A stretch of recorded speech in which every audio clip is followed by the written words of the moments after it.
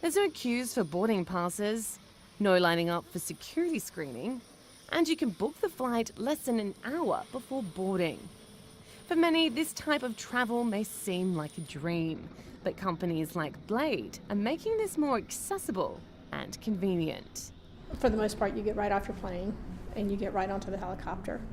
And then you came straight to the lounge, you hop in your car, and then you're at your hotel. And the whole trip is probably less than 20 minutes versus if you were getting into a car, you would have to clear security, you would have to go get in your car. Blade launched in NYC in 2014 with helicopter flights to local holiday destinations. And today, its most popular service is shuttling people to and from the airport, which starts at less than $200. CEO Rob Wiesenthal came up with the idea for the company after he ended up on a half-empty helicopter flight to Long Island one weekend and realised his friend did the exact same trip at the same time with only one person on board. I mean, that was probably for the two people who arranged those two helicopters a $12,000 journey. Why didn't I know that he was going? That didn't make any sense. The idea was to take mobile technology and crowdsource. That was the basis of the company. Get people with a common destination, common interest, and then we built that, started doing crowdsourcing where people were taking the economic risk and then moved it to more scheduled service. These days, Blade customers can book a seat on a scheduled flight or charter their own aircraft, all from the convenience of an app on their phone.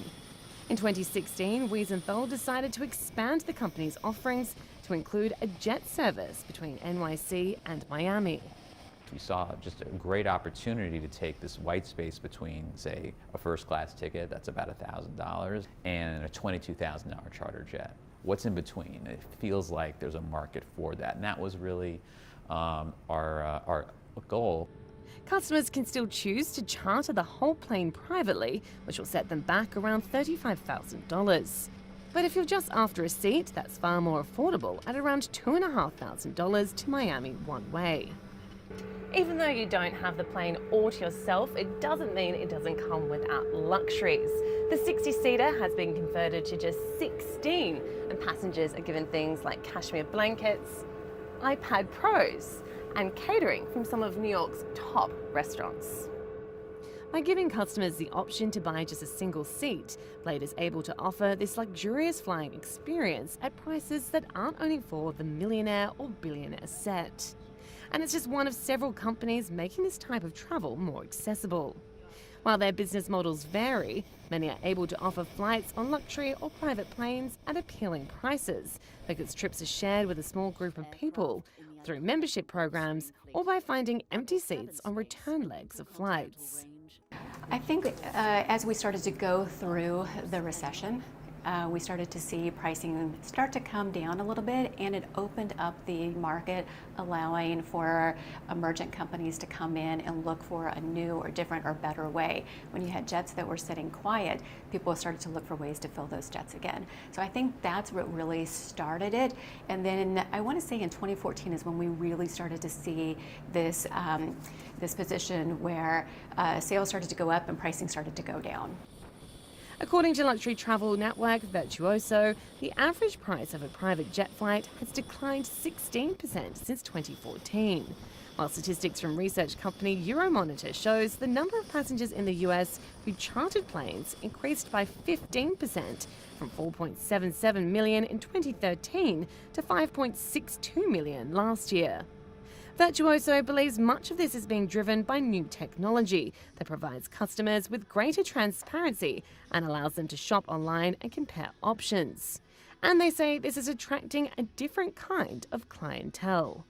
Now you're seeing more of this aspirational traveler who's entering into this market, and they may not fly private all the time, but they will for special occasions. They will when they're going to certain destinations. And so that customer is actually coming down in age, and it's no longer the older consumer or the top level executive who's flying. But these changes to the aviation industry haven't been without some turbulence.